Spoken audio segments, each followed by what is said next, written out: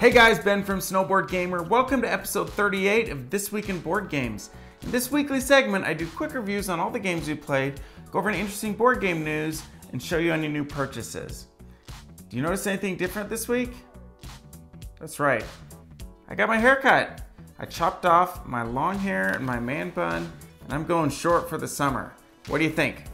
I'm really excited about this episode. I played 3 new games this week. We've got a cool story about the giveaway winner from March. We hit 13 inches of powder at Breckenridge, and we also saw the Slush Cup at Keystone. The first game I played is Charterstone. Charterstone is for 2 to 6 players ages 14 and up and plays in about an hour. I started a campaign of Charterstone this week with 3 of my friends from work. It is a legacy worker placement game. It's going to be a 12-game campaign, and there's a winner of each individual game, but there's also a winner at the end of the campaign. Charterstone is a village building game, which means that you are building a village. You're building all these buildings which provide different actions, and so by the end of the game you have this board with a ton of different things to do, and then it's replayable as a regular game once you're done with it. Very cool concept, and I'm looking forward to playing more of it. And sometimes you get to do things like write on the board. The next new game I played is Pandemic Iberia. Pandemic Iberia is for 2 to 5 players ages 8 and up and plays in about 45 minutes. It is set in the time period of 1848 on the Iberia Peninsula. There are a few differences between regular Pandemic and Pandemic Iberia. In regular Pandemic, you build research stations and you have to find a cure at the research stations. In Pandemic Iberia, there are 4 hospitals, and you have to build the hospital in each respective color and then find that color's cure in that hospital. A little different. There's also boat travel around the coast. You can discard a card of the color of port that you want to travel to and travel around the coast. There are no direct flights across like there are in regular Pandemic. Also, you can build trains across the Iberian Peninsula, and then you can travel along the trains, and it only costs 1 action to travel from city A to city B, even if it might be through 4 or 5 cities if you built trains through there. It's really cool concept. The last difference is water treatment. So you can put these little water droplets in a little section surrounded by several cities, and then when you're supposed to put disease cubes in there, instead you take the water droplet out. I really enjoyed playing Pandemic Iberia. Travis and I played The Legend of Korra Probending Arena for the first time this week. It's based off of the TV show Legend of Korra, which is the sequel to Avatar: The Last Airbender. It's based off of a sport called Probending, and the benders bend the earth, fire, and water elements to attack the other players on the grid, and you're trying to push them back and off the side of the grid. If you can get the other team all off of the board, then you win. Travis and I are playing Legend of Korra Probending Arena. This is a game that I backed last year on Kickstarter, and it came a few weeks ago. What do you think so far, Trav? I like it, it's interesting. It's got an aspect of deck building with these different cards that do different various attacks and defense. Well, Travis has put me in quite a predicament here with a lot of these attacks that he did on me. So I'm gonna start by playing Stone Shield with my Earthbender, which first blocks 2, so gets rid of these 2. Then he moves 1, so he's gonna move over here. Blocks another 2. 1, 2. And then he does 2 damage up to 3 spaces away. 1, 2. Even though I got this on Kickstarter, it actually is also available retail. So if you're interested in it, you can still pick it up. Well, we thought we were done for the season, and then 13 inches last night.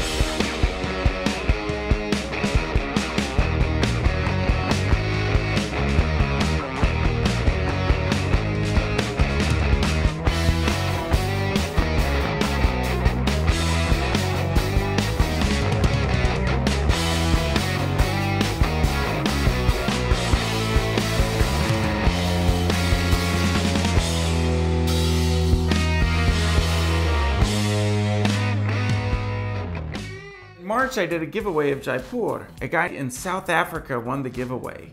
And this is the coolest story ever. He already owns a copy of Jaipur, but he has a friend all the way on the other side of the world in Australia. And they play online Jaipur together sometimes.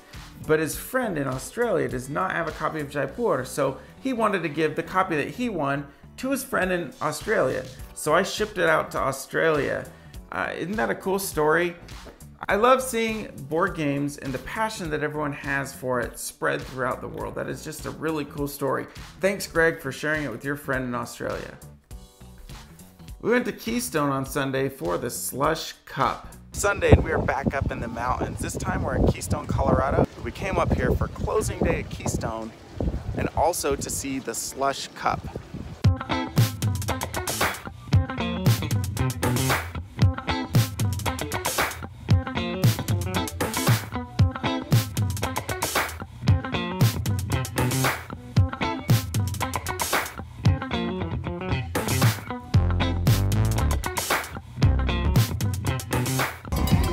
I'm going to be impressed if he hits the pond. That tail is a little bit in his way. Oh my goodness, here he comes. Does he have it? No. She is big. 5'6". Go, Maddie! Hey, how about a big round of applause for Ski Patrol fishing her out of there? In the back seat. Oh, he's got the speed for sure. Yeah, baby! Oh my. This is the best costume so far. Yes! Go, alien, go! Easy across! Oh, that alien saved your life! Who lives in a pineapple under the sea? You did! Rocking the hula girl outfit. Keep it up. Oh, yeah! She makes it! We're gonna slide down this hill on our stomachs.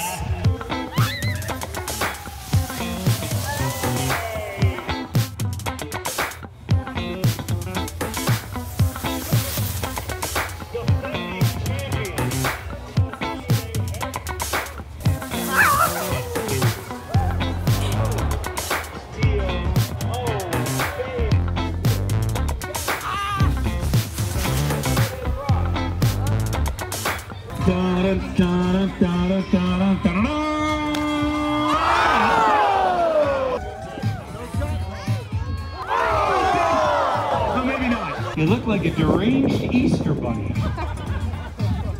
You want to take that off? You're going to need to because you're really wet now. However, wet, it might be ugly. On a snowboard, Spring Santa looks kind of like a lumberjack.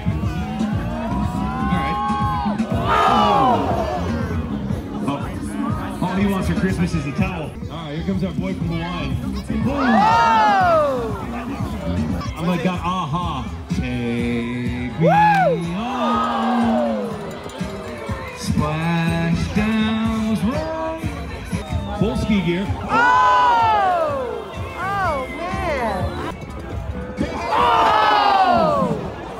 Scooby snack at the end for him. Oh, he's getting wet. Give him a big round of applause. Let's go! He's gonna go backwards the whole way. Like your breakfast. Jacob for the win. Going for speed. Nice tights. The Nike An 8, a 9, and a 9. Jazzercise, jazzercise. Yes! Yes! Nines across the board. Last guy of the year. Don't hold anything back, and he's wet. All right, girls, what was your favorite part of Slush Cup? Just watching people like go into the water and then you could slide down a really big hill, so that was fun. The next game we played is Pandemic Legacy Season 1. We're working through this campaign as a family. We're just getting so into it. We played it 4 times last week. Travis and I are waiting patiently to play Pandemic Legacy. They won't play with us until they beat the final level of Super Mario Brothers Wii. Forever. We spent like a month or two. Jake, bubble over here. Bubble! I'm bubbling! Okay. Okay. No. That was rude! No, I'm not unbubbling you. You threw me. Get away from me.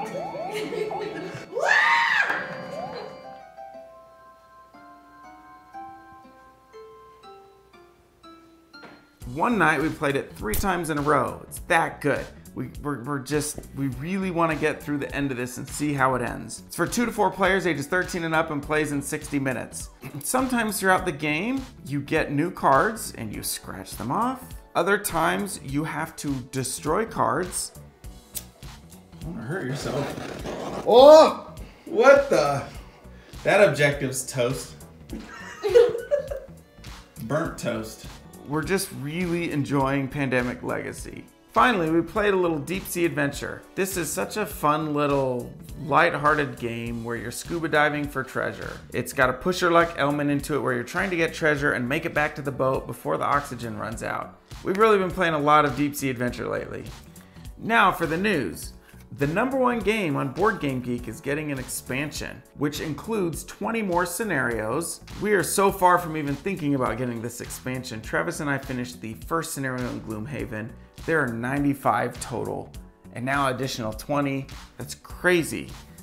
It'll be a long time before we get that, if we ever do. But if you have Gloomhaven and you've played a lot through it, you might want to look at the expansion. And now for my new purchases.